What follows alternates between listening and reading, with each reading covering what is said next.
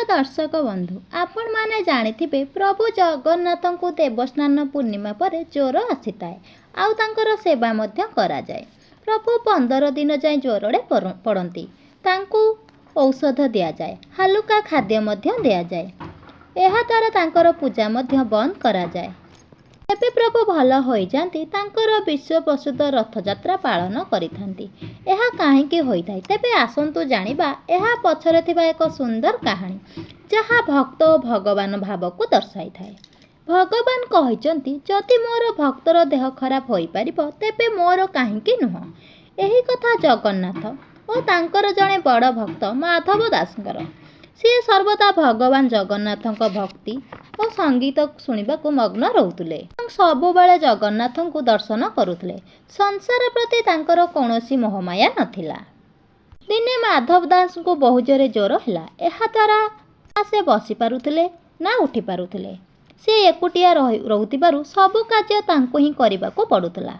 जदि कहीं तांको साहाय्य करिबाको आसुतला से तांको मना करि देउथिले एवं कहूतिले प्रभु जगन्नाथ अछंती मते साहाय्य करिवे से मते रक्षा करिवे। भगवान को लीला बड़ विचित्र। माधव दास को देह एते खराब हैला जे से मलमूत्र वस्त्र रे करिबाको लागिले। प्रभु जगन्नाथ निज भक्तर एमिति अवस्था देखि रही पारिले नाही तेणु निज भक्तर सेवा करिबा पई लागि आसिले। भगवान माधव दासଙ୍କ सेवा करुथांती एवं तांको मैला वस्त्र को मध्य धोइथांती।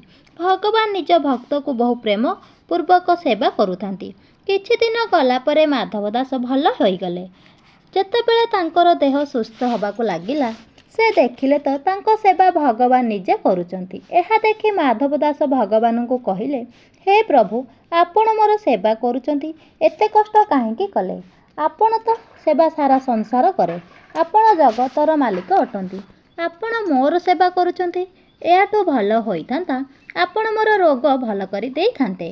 आपण मोर सेवा कले मते एहा भल लागिला नाही। प्रभु जगन्नाथ कहले हे माधव सत्य तो यह कि मु मो भक्तर कष्ट देखिपारे नाही एथिपाई मु तुमर सेवा कली। मु चाहिथिले तुमर रोग मध्य भल करि देई पारिथांती किंतु जहा नियति रे लेखा ताहा ही निश्चय हेबो। जदि ताकू एही जन्म रे न भोगिब तेबे एथिपाई तुमको पुणी जन्म नेबाको पड़ी पारे। मु चाहे नाई मोर भक्त ए छोट कारण पाई आउ एक जन्म नौ एथिपाई मु तुमर सेवा करिबाको आसीगली।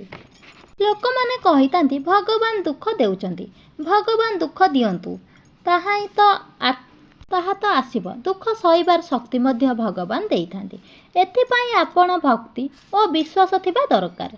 तेणु हे माधव मु तुमर सेवा करिथिली एबे मध्य तुम भाग्य रे 15 दिनर रोग भोगिबार बाकी अछि किंतु मु तुमर ए अवस्था देखि पारिबि नाही। तेणु हे माधव तुम रोगरु 15 दिन मु निज देह को नहीं आसीची।